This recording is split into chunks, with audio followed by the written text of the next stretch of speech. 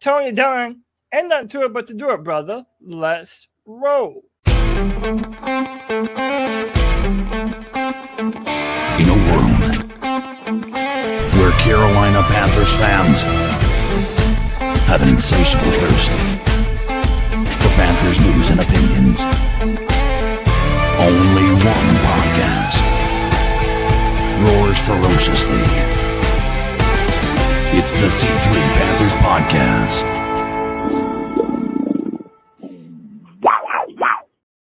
What's up, C3 Legion? We are back with another fantastic interview by a close friend of the podcast. A few years ago, this man was kind enough to profile me for the Charlotte Observer, and now he is continuing to bring you all the latest news and updates from Panthers training camp in hot as Hades 2025.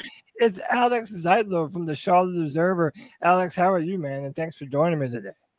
Cody, I'm doing great. As you can probably tell, I'm a little sunburned, but I'm feeling awesome. And when you hit me up to be on the podcast, my heart grew full because, and we were talking about this a little off air, I was at the 2023 Panthers training camp, but it hadn't been announced that I transitioned into the role as a Panthers beat writer alongside Mike Kay for the Observer. And so I was just kind of a feature writer there, and I meet you, and it was great. And we write this story, and I thought it turned out I thought it was really fun. And then you guys graciously brought me on the podcast to talk about that story. And you guys, and I knew that I was going to be a Panthers reporter at that time, but I didn't announce it. And y'all were just like, yeah, so like, do you care about the Panthers at all? And I was just like, yeah, man. I mean, like, let's be clear. I think I have never been shy about the fact that I grew up in North Carolina, and Cam Newton was this otherworldly figure to me. That's something that we connected about, I feel like. And and so I've never been shy about the Panthers' impact on me as a person, as a fan, or whatever. But I couldn't really say in my professional life, I couldn't say it at that time 2 years ago, and now I can 2 years later. And going on my third training camp, it's a lot of fun. This year's training camp is different, but it's been a lot of fun. Yeah, man. And the Charlotte Observer just recently put out Superman, detailing that 2015 Panthers team. Bro, what a blast from the past. Just an utter nostalgia trip of one of the best times ever to be a Panthers fans. But it feels as though now some of that same excitement that permeated that 2015 team is starting to come back around. There's a ton of excitement for a lot of different aspects of this team. Before we jump into all the details of everything that you've seen in training camp thus far, how different is it to not have fans there at training camp? And, how much more do you think it would have potentially added to that excitement around this camp if there were fans there and present? And just how has it felt overall? Yeah, it is unfortunate that fans aren't there. There's no real way around that fact. Last year was the first year not in Spartanburg, obviously. It was in Uptown Charlotte and the Panthers practice fields. And you got these wonderful build-outs. You got these tents that were brought in from the same production companies that put on the big PGA events at Quail Hollow. They came in to Uptown Charlotte and made these wonderful build-outs that made the practice fields look like perfect, pristine. The grass was just like gorgeous. The fans, the kids were coloring on this chalk wall, and people were taking pictures behind a Bryce Young poster. It looked like this massive wall type. You were there. It was just the vibe was just really wonderful. And that was even when the team had no expectations, and the fans had no reason to be super excited. And so this year, on top of the Bryce Young finish last year, on top of what I consider one of the best draft classes in recent history, at least for the Panthers, it would have been really interesting to see how these fans reacted to the team. And so the first day you walk up onto the field and there are a lot of media, and all the players are really excited to be out there together. It's like a first day of school feeling, but it's a lot.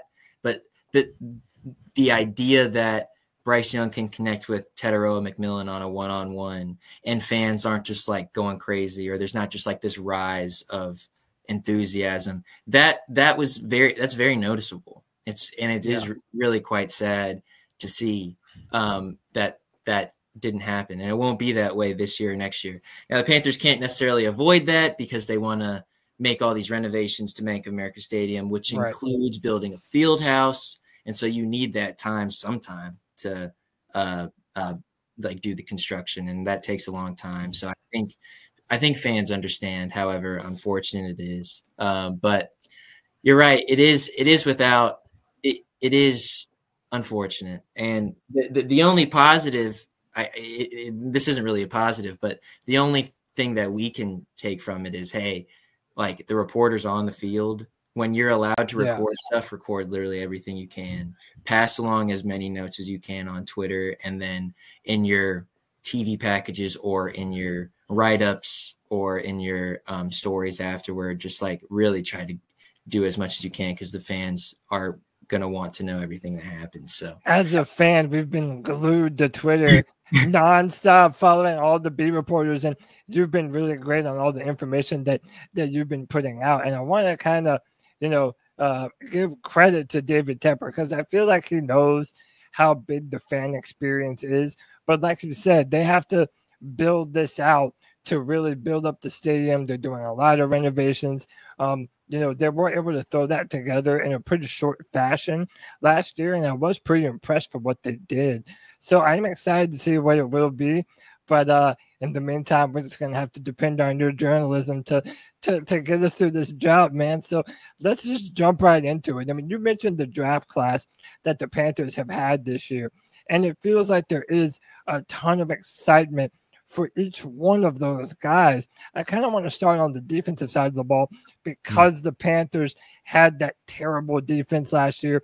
We gave up the most points in NFL history, 17-game season, of course, but, that's still not something that you want to hang your hat on. Recently, there was sort of, I don't want to say a dust-up, but there was some one-on-one battles between Princely Umanmielen and Ikem Ekwonu, and that sort of got a lot of buzz online.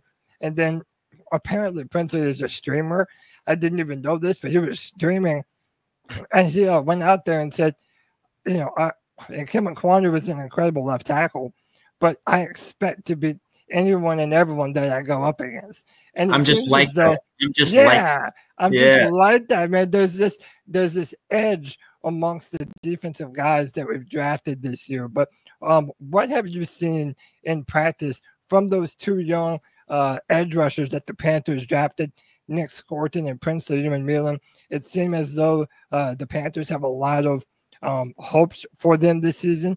What have you seen, and how do you think this coaching staff, how big of an impact do you think they expect them to have this year? So let's start with what I've seen from both of them.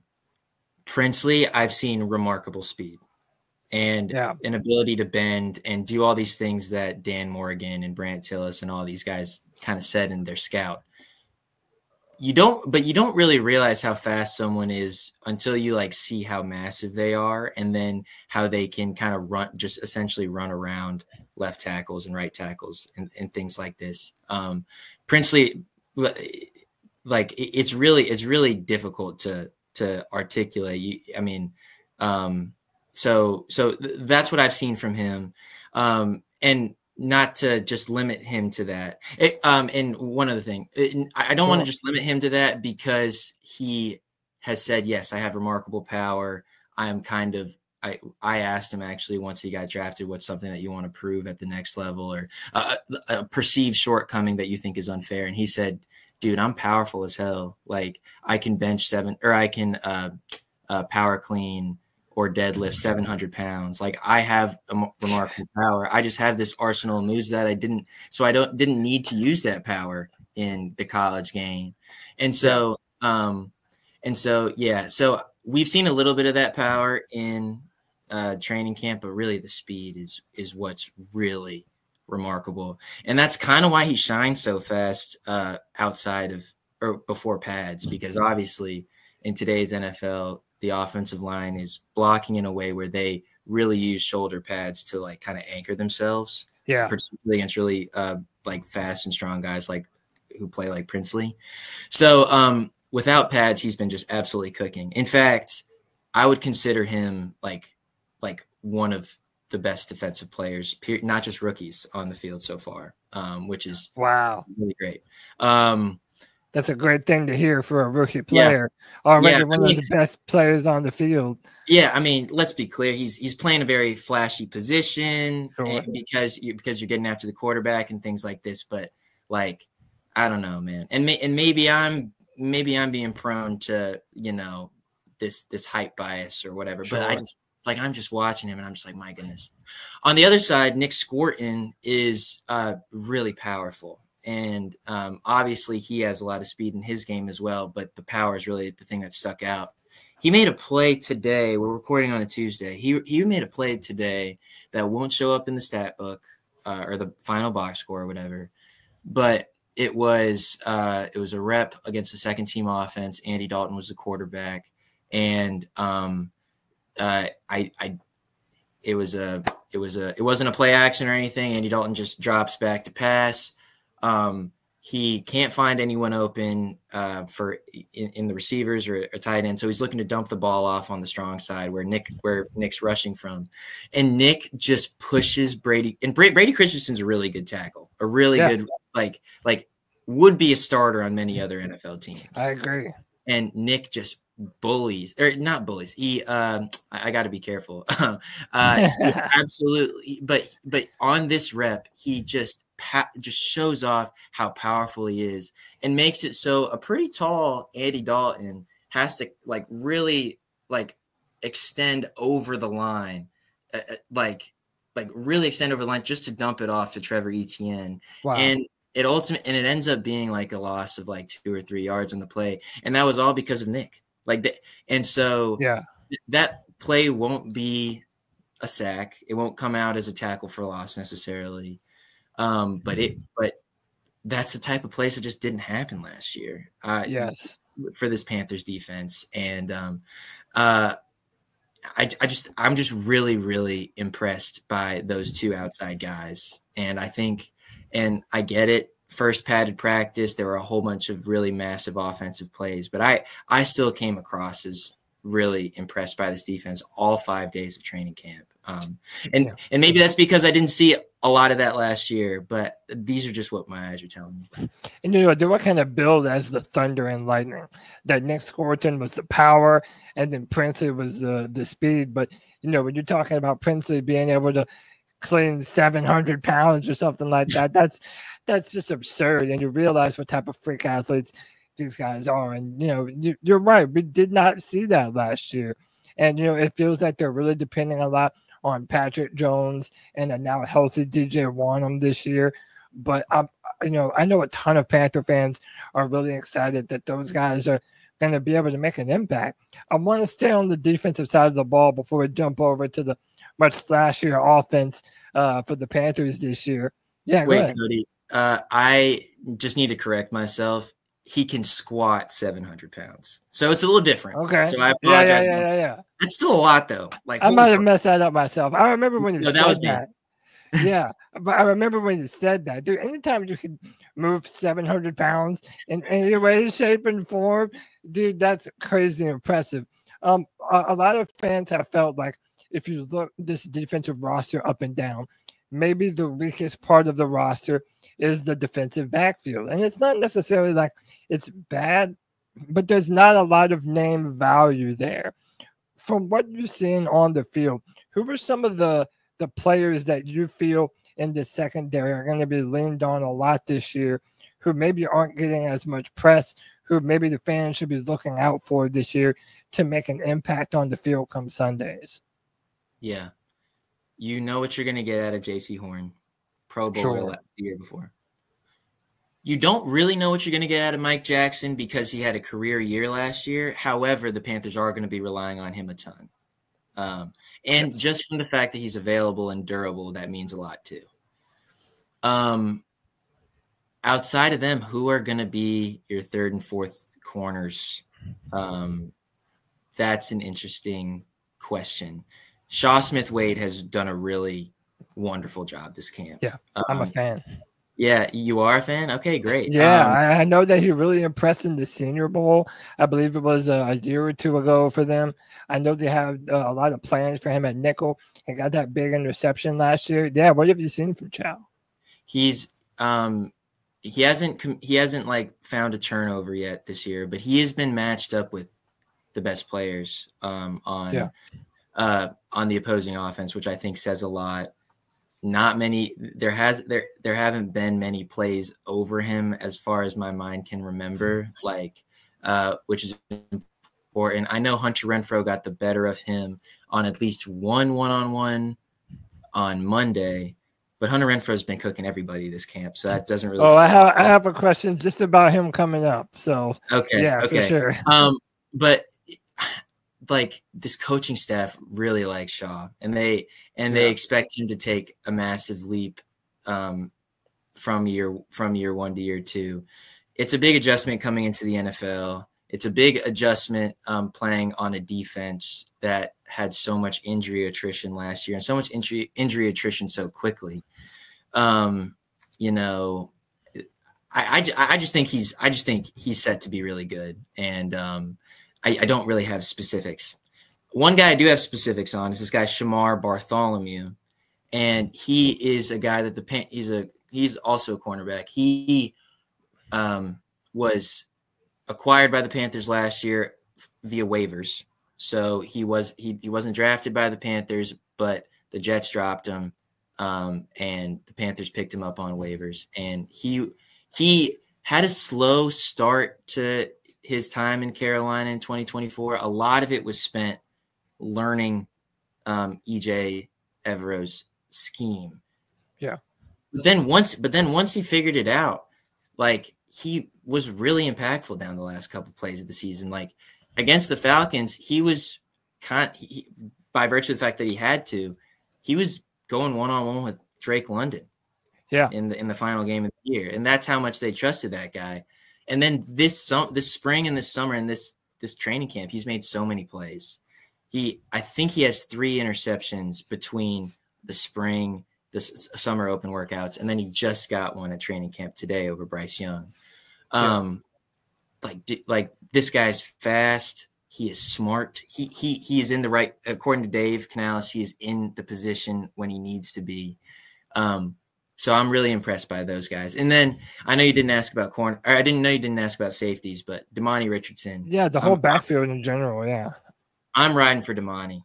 I know Lathan Ransom has a lot of fanfare, and he's a draft pick, and he's a hard hitter, and that's really great. I haven't seen anything that says he won't be as good as everyone says he will be. Trayvon Moehrig is probably the single most important acquisition the Panthers made in free agency. Yeah. But Damani Richardson, like, talk about a diamond in the rough last year. He was for my eyes, he was the best tackler on the team last year. And I know that wasn't necessarily the highest of bars, given how many accolades you just listed off that this defense had last year. But he was so reliable, and he made a play this training camp, first day of the year. He got an interception in 7-on-7s. That's difficult. Like sevens is like built so the offense can score and so the offense can move the ball. Like right. He got an interception against the first team offense. This defensive backfield is going to be better than they were last year. I think it's interesting that you think the defensive backfield is like the big question mark. I would actually venture to say the inside linebacker spot is the biggest question mark. Yeah. But yeah, those are 3 guys that I'm just like, I know they're young, but I would not be concerned about those 3. Yeah, so between Shamar Bartholomew, Damani Richardson, they seem to be very impressive thus far. I think preseason will go a long way towards furthering their stock and seeing them in some live action. But do you think it's possible, and we can even throw inside linebacker into this equation, do you think that before or between now and the start of the season that Dan Morgan might look to make some more acquisitions and try to build up the defensive side of the ball a little more? Or do you get the vibe that this coaching staff kind of likes the talent that they have on hand right now? I think this coaching staff likes the defensive backfield a lot more than the media corps has said they do. Okay. Personally, I have said for a long time that if they are going to make some sort of acquisition in the defensive backfield, it's going to be after training camp. Like if they're going to try to find another diamond in the rough guy, like via waivers or something. Sure.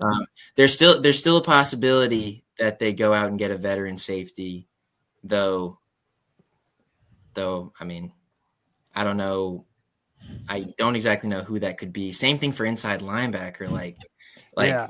When Josie Jewell went down, I understand the panic that kind of coursed through the Panthers' fans' veins, but I don't exactly know who the Panthers are expected to go out and get. Who would they pick up that would be better and more plug and play than whoever they have right now? I mean, I was really impressed by Kyzir White. Who played at Arizona. I don't think he's been picked up yet. But this was kind of a thing during free agency. Like, okay, who do the Panthers get at inside linebacker? Like, I was going through a list of them, and I was talking to Mike, and I even brought up the name. Oh my gosh, who did I bring up? I brought up a veteran from 2023 who backed up Shaq Thompson in 2023. Oh man, on the spot. Man, I shouldn't put you. This is my problem. I'm trying to think who backed up Shaq. Dude, see, that's the thing. It's been such a revolving door. It's funny that we mentioned 2015 earlier because it feels like since Luke Kuechly and Thomas Davis left this organization, it's just been a revolving door of names after names. Tahir Whitehead is someone that also comes to mind. There's been a few of them. Yeah, Camus Grugier-Hill was the guy. There we go. Grugier-Hill, yeah. That was the guy that I was, and Mike was just like, "What are you talking about, Alex?" And I was just like, "Well, he's on this list, and he actually played pretty well." But he's like, "Dude, no shot." Like, and I was like, "All right," but it's not. If you look at this inside linebacker spot here, I just pulled up the story that I did when Josie got hurt. Okay, here's some inside linebackers who are still on the market. Eric Kendricks, who spent his last season in Dallas. Sion Taki. Yeah, I believe Sion Taki, I think. From the Patriots, obviously Kyzir White, who just absolutely leveled Bryce Young last year in that Arizona game, which we kind of learned who Bryce Young was that Arizona game, so that's cool. Sure. Nicholas Morrow, who had a cup of coffee with the Bills and the Eagles, and then Juwan Bentley out of the Patriots. None of these guys are, I don't think, unless if I know that your fan base is really, I know that your audience is really into this, but I don't know if anyone would be super fired up about these guys, more so than they would be about Trevin Wallace, more so than they would be about what's blooming with Christian Roseboom. Right. So I know I'm just kind of droning on, but to answer your question, I personally don't see a transaction, a massive transaction happening before training camp. Yeah. Yeah, it's been one of the biggest questions that we've been asking on our podcast is, will they try to add somebody to this room, or do they trust these young guys, that they brought in recently? And, when we talk about influx of talent, obviously where the mind goes first is this wide receiver room. And out of every, room on this team, they by far draw up the most oxygen, because this is probably the deepest wide receiver room that the Panthers have had in a long time. You draft Teteroa McMillan. The year before, you move up into the first round to draft Xavier Legette. He's had quite the offseason, to say the least. But listen, I don't know if you're able to tell, I'm wearing my Clemson Tigers shirt. How about Hunter Renfrow? My goodness. If you've been watching online and listening to beat reporters, he has quite literally stolen the show with his route running and his catching ability. Coming off a midseason where he battled Crohn's disease, what can you tell us about Hunter Renfrow and what he might potentially mean to that wide receiver room this year? He's 2021 Hunter Renfrow. Yeah, baby. Love it. Love it. Dude, I'm a diehard Clemson Tiger fan. I've watched him win a championship with my Tigers, and it's just, I'm beaming. And they never draft Clemson Tigers. And we finally have a guy now, man. I love it. I love it. We actually asked, so Dabo Sweeney came out to a practice on Monday, and we actually asked Dabo, how do you feel that the Panthers haven't drafted a Clemson Tiger yet? And he goes, Hunter's here. That counts. So I don't exactly know what that means. And then he said, like, a tongue-in-cheek thing, like, maybe we'll produce a guy good enough for the Panthers. He said something like that because that was hilarious. But dude, Hunter Renfrow had, like you said, he's been cooking. He looks healthy. He looks happy. The way Dave Canales talks about him, about this guy who, like, not only does he remark upon the wonderful story, but he also remarks upon about how this is exactly the guy that he saw. Because remember, Dave played the Raiders a lot when he was up in Seattle, and he was a wide receivers coach. And so he took interest in him. And like if Dave's saying that he's exactly the guy that he remembers, then that means something. I think and you would probably have a better pulse on this than I would. I think a lot of fans said, hey, why are we getting Hunter if the Panthers already have Adam Thielen, a really reliable and really good possession receiver who can play that Y spot? Why would you get a guy like Hunter? And then on top of that, you just invested so much in this draft class with Teteroa McMillan at the overall number 8 spot, and then Jimmy Horn, who has kind of become a fan favorite. He's not, his fandom isn't quite as large as Jalen Coker last year was, but like it's like up there. Like every time he speaks into a camera, I feel like the engagement goes crazy.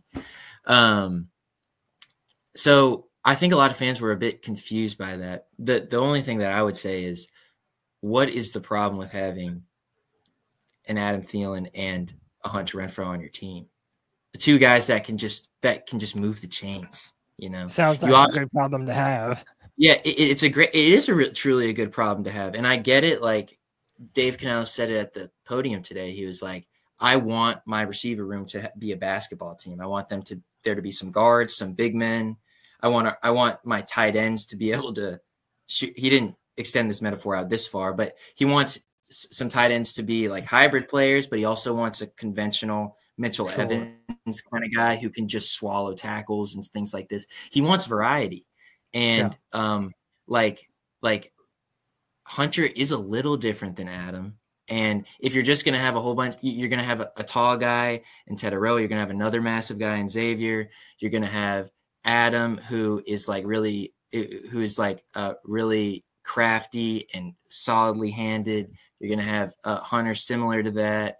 The question is, how many receivers are you going to keep on this 53-man roster? That was about to be my next question. When you have so many different, really good talents at wide receiver, my estimate has been 6. Okay. What is the number for you, and how many do you think they're going to keep? This is a cop-out, but I think they're going to keep 7. Okay. And I say that because last year the Panthers kept 7. The year before, the Panthers also kept 7. And this is at the initial 53-man roster break. I know that the moment that waivers hit, the Panthers released Emir Smith-Marset to make way for a waiver guy, and also released Jalen Coker to make way for a waiver guy. So they essentially kept 5, I guess. But with this team, man, I think it would make the most sense to go 7. Because – I mean, we already know them. We can list them out there. It's Tetaroa, Adam Thielen, Xavier Legette, Hunter Renfrow has probably already played his way up to the 4 spot. Jalen Coker, Jimmy Horn, and then I really like David Moore, and what he did for Bryce Young last year, and he was on the boat trip in Minnesota. He has said in different forums, like, I want to play for Dave Canales, and he's really the only guy I want to play for at this point in my career. Like this, like it would make sense for him to be the 7th receiver. Now, there are ways around this. NFL roster rules. David Moore is a vested veteran, so there is a possibility that they keep David Moore on the practice squad and then move him up at a certain point in the regular season or before week 1 or whatever. There are possibilities to get around all this, but like I just think keeping 7 makes sense, particularly if they get 4 through 7. Jimmy Horn, Hunter Renfrow are going to be big on special teams, particularly if Jalen Coker is going to carve out a niche on the kicking team or the kick return team or whatever. Like, I just think that is going to be important. So you think 6, huh? Yeah, I've been thinking 6. It's the 4 names that we all sort of know and assume: Nalo, XL, Adam Thielen, Jalen Coker. Then you add Hunter Renfrow, who you said probably plays his way into the 4 spot, and then Jimmy Horn for that speed and versatility and what he'll be able to do in kick returns.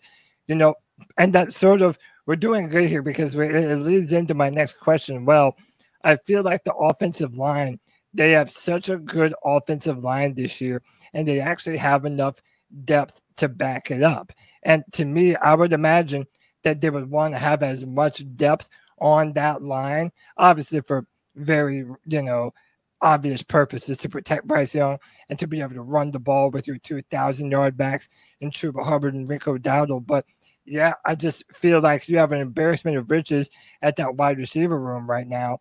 I kind of feel like David Moore would be the odd man out, and he might be the Jalen Coker of last year. They might release him just to pick him up again maybe later. I mean, I don't know if they have the luxury of doing that, but I kind of feel for the purpose of the offensive line depth that it would probably be around 6. But you make an interesting point that they have kept 7 in years past. 2 more questions for you, Alex. I want to jump to the offensive line.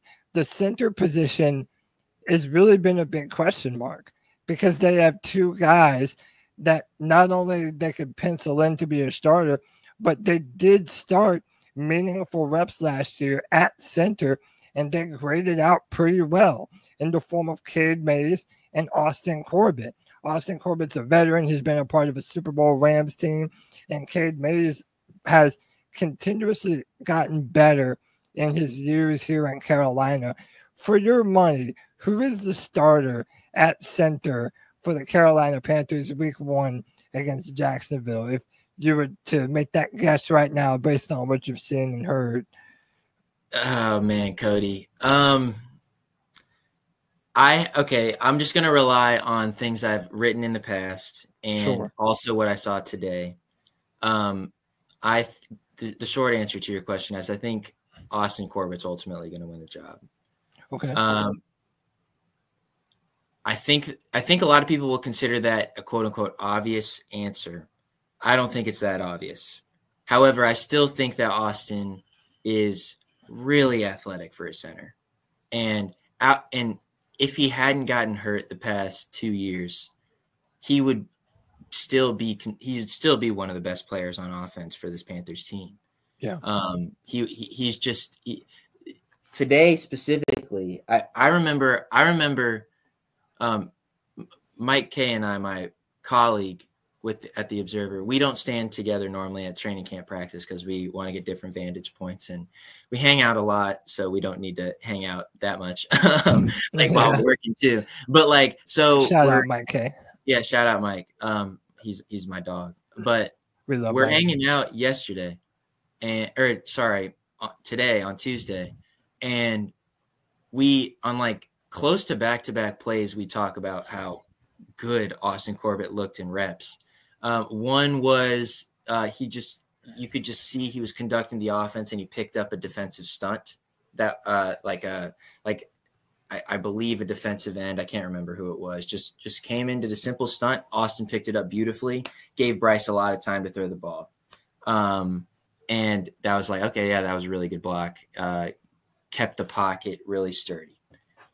And then a couple downs later, a couple possessions later, Andy Dalton, it was Andy Dalton in the backfield and Raheem Blackshear in the backfield. And they did this like play action screen pass, which I don't know what your thoughts are on that specific sort of play. I'm not a massive fan of that. There's a lot of moving parts. It takes a long time to get developed. Screen passes are already kind of difficult to execute perfectly because time matters so much. I don't love them. I understand the versatility of them to get the defense to sort of run sideline to sideline, but yeah, I don't love them either. And so they did this play, and it actually worked out really well. Raheem Blackshear gets it in the backfield, but Raheem is not the star of this play. It's Austin Corbett, who gets to the second level super quickly and kind of like brushes somebody off, and he actually gets to the third level and is actually running ahead of Raheem Blackshear as he's trying to navigate through these blocks. Nice. And I'm just like, man, I forgot how fast Austin was. Like, and I know that sounds silly, but like this guy is an athlete. Now to say Cade isn't an athlete would make no sense at all. This dude is probably the most versatile guy in the room, maybe outside of Brady Christensen, just purely because he's had to be. I know a couple years ago he even played a couple snaps at fullback in certain packages for the Panthers. His first stint with the Panthers. So he's really versatile too. But I just think Austin's veteran leadership, his clear chemistry with Bryce, and the athleticism that he clearly still has makes him a front runner. So that's what I would say. I know that's a very long-winded answer, but and hopefully not too coded in qualifiers, but like, man, Austin had a really great practice on. Yeah, and really for Austin Corbett, so much of the questions have been around, can he stay healthy? Because unfortunately he's had that injury bug. I want to say every year that he's been here, he's missed some time. But when the guy is healthy, he is as advertised. He's played guard at a high level for him. And now that you know that he can step in and play center, yeah, it is kind of a no-brainer. But you would be surprised how much fanfare there is for Cade Mays, too. Cade Mays, he really did impress. Yeah, Cade, and he's a big guy, too. I feel like people don't know how big the guy is. He's like 6'6" or something like that. You normally don't see that at the center position. Alex, I would be remiss if I let you go and I didn't ask about Bryce Young. Oh, because wait. Oh, yeah, of course. The quarterback. Yeah. How could I not, right? This is such a big year for Bryce. And I want to give credit to Dan Morgan and give credit where credit is due. I feel like, when so many people were saying to draft defense at 8 overall, they made the concerted effort to say, hey, we have Bryce in his third year. He's in that rookie contract.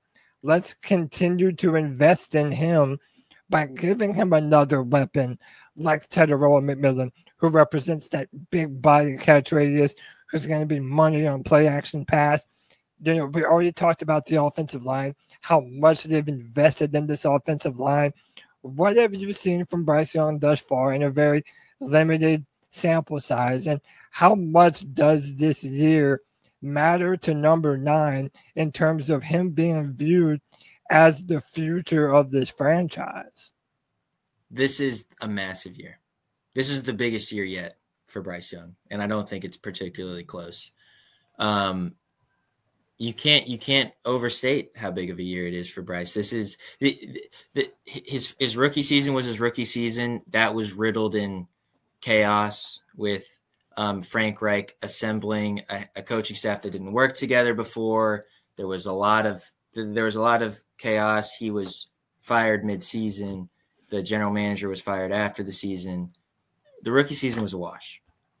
Last year, Bryce is like, okay, that I just get a do-over essentially, and he gets benched. He comes back, makes this amazing resurgence. When he comes back, he no longer had to prove that he was a number 1 overall pick. He needed to prove that he was a starting level quarterback, and he did that by the end of last year. Now he needs to make another step, and that step is not to prove that he's the number 1 overall pick, but it's to prove that he's a starting quarterback from week 1 to week 17, and to make sure that he's a starting quarterback in consequential games. And so I know it sounds reductive when I say it like that, but that is really the next step for Bryce. And so yeah, for him to establish himself as the future of the franchise, that is a minimum. That is what he needs to do. As far as what he's looked like, he has looked really decisive. When he is at his best, he is creative. He is out of the pocket. When he is at his worst, and like committing these turnovers. Now I get it. Like you are being really experimental in these training camps. So every once in a while when he commits a turnover and me and all of the other media there tweet out that he threw an interception to Shamar Bartholomew or whatever. Like, I understand that it wasn't just a pure mistake on his end. They are trying something out. The defense is trying something out. I understand that there's nuance to all of this, but from what I could tell, when he is committing these turnovers and is kind of struggling, is when he is just in the pocket, kind of getting swallowed by the pocket and making decisions without, it seems, without seeing the entire field. Yeah. But when he's at his best, he's just like he was the final 5 years or the final 5 games of last year. He's outside the pocket. He's creative.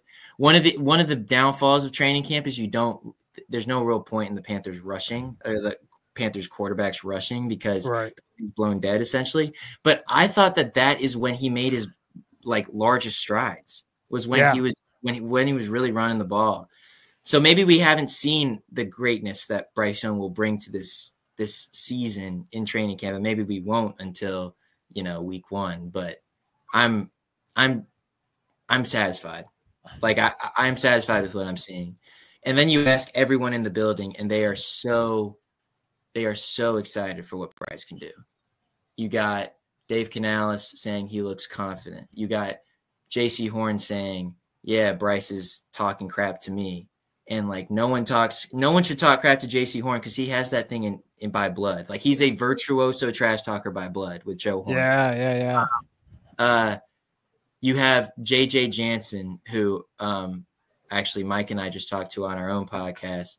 And JJ offered this wonderful, beautiful anecdote. He goes, he says something to the effect of, you don't have confidence when you screw up and the voice in your head is a coach's voice or is an external voice. You have confidence when you screw up and your own voice is saying, "Hey, you should do this," or whatever it may be. Yeah. And Bryce, it seems, obviously Dave Canales doesn't know the inner machinations of Bryce's brain, but it seems like Bryce is playing in his own world. It seems like Bryce is playing in his own skin. And that's exactly what the Panthers need and they want. And truthfully, it is a big difference from last training camp when he was looking good, but he still kind of lacked a little bit of confidence, I thought. And I know that's some revisionist history, but I hadn't, in fairness to me and all the other beat reporters, we hadn't seen a confident NFL Bryce. Now we have, and we can definitely see, oh wait, that's what that looks like.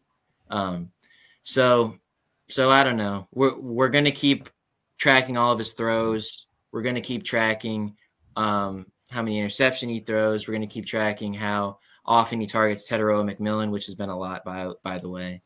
But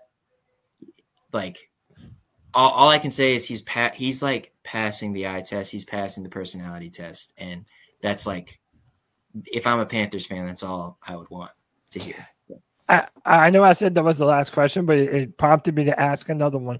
How much time do you think Canales will give the starters in preseason? Because you've already seen some of the news stories around some other teams of some players going down. And I remember last year was such a story that, a lot of Panther fans felt like one of the reasons why we came out so flat was due to the lack of some of the playing time in the preseason. Do you think that changes a lot coming up here soon, or do you think they're going to stay conservative with the amount of reps that some of these starters get? Especially like a Derek Brown and a J.C. Horn, who've had their own injury history. What are you expecting from them? That is a good question that we're going to get some more clarity on in the coming weeks, probably. But I will just say you can't get more conservative than what the coaching staff did last year, which is essentially just like not dress out 40 guys on your roster. Yeah.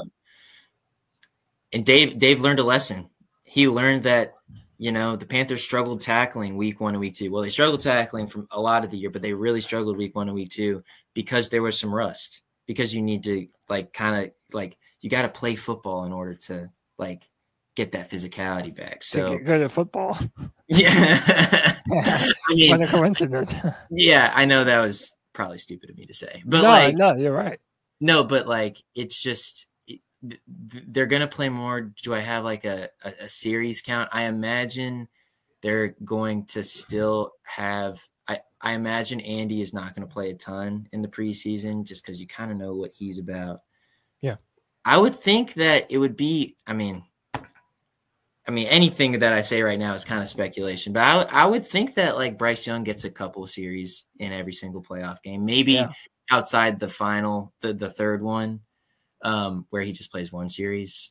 But it would make a lot of sense to me for them to play a lot of guys. Or like starters sustained series, maybe outside of the running backs because you don't want to incur too much mileage on them, and maybe outside of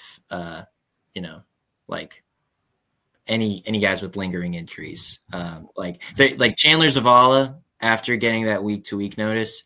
I would be surprised if he plays in the preseason after he sustained this knee injury on Monday. I would be surprised if he plays in the preseason. Not to say that he won't be ready for week 1. I'd also be surprised if Derek Brown plays in the preseason because, like you said, because he's coming off of knee surgery. He's finally a full go in today's training camp, but he didn't. For instance, today he didn't partake in team drills because he had just general soreness, not in his knee, but general soreness in his obliques and just getting back to regular level. And so Dave was we're going to be careful. The goal is to get him back ready for week 1. So I know I just spouted a lot of words without a real answer. I would imagine it's going to be more than last year. How many series? I don't know. I think I think the coaching staff is still determining that at this point. Yeah. I've always been a fan of even not playing them too much, because I like the idea of you're getting to see what the depth of your football team is going to be, and you're battle testing them a little bit. Like when your starters go down with injury, the guys that are playing in preseason have to be starters. So it's a good idea to kind of see what that depth looks like. So there's so many questions about this team going into the season, not even just about the players themselves, but about this coaching staff. So much is on the line for Ejiro Evero. We've already talked about the defense, but Canales and what this offense is going to look like. I do not remember a more exciting time other than that 2015 team maybe. But going into a season, it's hard to remember as much excitement around a young group of guys as there has been going into this one, man. Alex, you have been incredible. It's been awesome to watch your growth as a journalist with the Charlotte Observer and how you covered the team. You've been giving excellent insight. Thank you so much for your time today. Tell the fans where they can find you and where they can find your content at the Observer.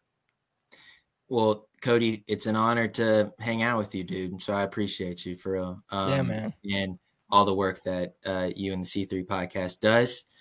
You can find me on Twitter at AlexZetlow05. That's AlexZietlow05 on Twitter. That's where I spend most of my time. I have the same username for Blue Sky. I need to do a better job of updating that. And then catch us everywhere on charlotteobserver.com.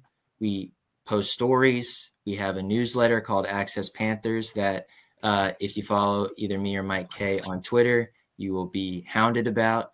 And then we also have a podcast on our own called Processing Blue Podcast, where we give the people what they want, just like y'all do so wonderfully. So anyway, thank you so much. This was fun. And I hope that, you can decipher some of my ramblings into. Oh, dude, you were awesome today. The insight has been incredible. Like I said, no fans. So we're depending on you guys now more than ever for insight on this team. And I also said that the Charlotte Observer is out of all the subscriptions that one has in today's world with streaming platforms and other websites, the Observer will never fail you for the sports coverage that they deliver. It's very well worth the subscription. Alex, you've been incredible. C3 Legion, we love y'all. This has been Cody Lashney for another edition of the C3 Panthers podcast. We'll be back very soon. C3 Legion, keep pounding.